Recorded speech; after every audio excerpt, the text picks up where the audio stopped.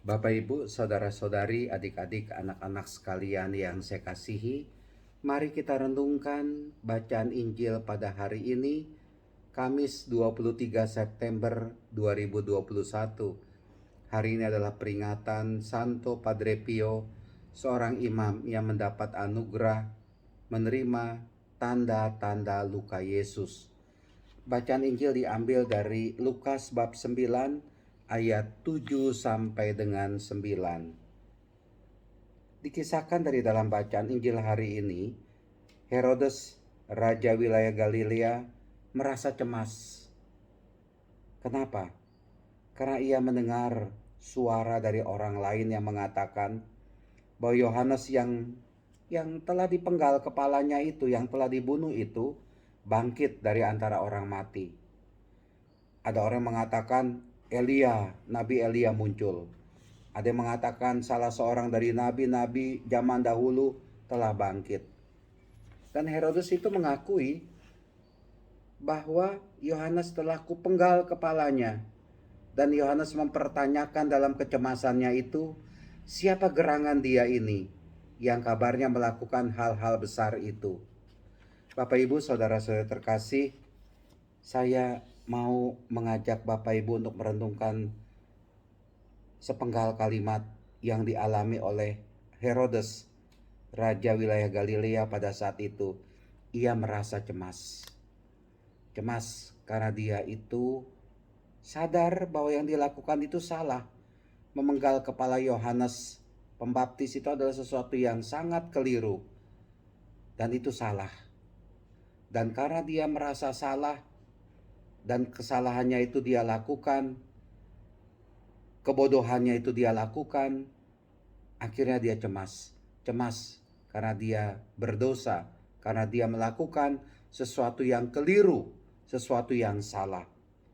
Bapak, Ibu, saudara-saudari terkasih, saya hanya bertanya-tanya, adakah kecemasan itu juga muncul ketika kita berbuat salah? Ketika kita berbuat dosa, apakah suasana tidak nyaman itu, kecemasan itu muncul dalam diri kita? Kecemasan karena kita berbuat salah, saya pikir itu adalah suatu tanda bahwa kita harus berbalik dari kesalahan kita itu ke arah hidup yang baik, yang benar, sesuai dengan kehendak Allah. Kecemasan itu saya pikir mengingatkan kita, menyadarkan kita bahwa yang saya lakukan itu salah dan saya harus memutar arah ke arah hidup yang lebih baik, lebih benar lagi. Saya pikir itu yang baik, ya. Tapi apakah bisa demikian? Saya meragukan apakah kecemasan itu ada dari hati para koruptor yang menikmati uang rakyat itu dengan begitu sukacita. Karena yang terjadi adalah pesta pora. Pesta pora karena menikmati ya hasil korupsi itu. Yang terjadi adalah hawa nafsu, kemabukan, main perempuan yang dalam hal ini merendahkan martabat perempuan, hidup semena-mena. Itulah dia, ya. Korupsi tidak membuat mereka sadar bahwa mereka itu berada dalam kesalahan. Ya, apapun juga kesalahannya lah.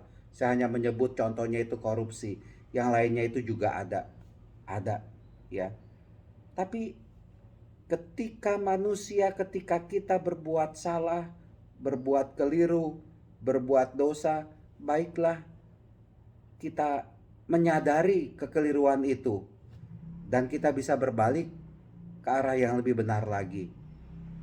Mudah-mudahan itulah yang terjadi ketika kita sadar, ketika kita melakukan kejahatan, contohnya melakukan korupsi tadi, ya. Tapi ya, bagaimana ya melakukan korupsi tapi setelah itu menikmati dengan pesta pora, dengan penuh kemabukan duniawi, dengan penuh hawa nafsu, dan anehnya itu terjadi di antara manusia-manusia yang mengaku diri beragama. Ya itulah dia, ya. Nah, Herodes mengingatkan kita sekalian, hati-hatilah dengan perbuatan jahat, perbuatan keliru, perbuatan dosa yang dilakukan oleh manusia. Karena itu membuat kita tidak nyaman, tidak nyaman. Kekeliruan, dosa, kesalahan membuat kita tidak tentram dalam hidup ini. Maka dari itu, cepat-cepatlah kita bertobat, kembali ke jalan yang benar, yang direstui oleh Tuhan. Biarlah kita sungguh hidup dalam kebenaran Tuhan.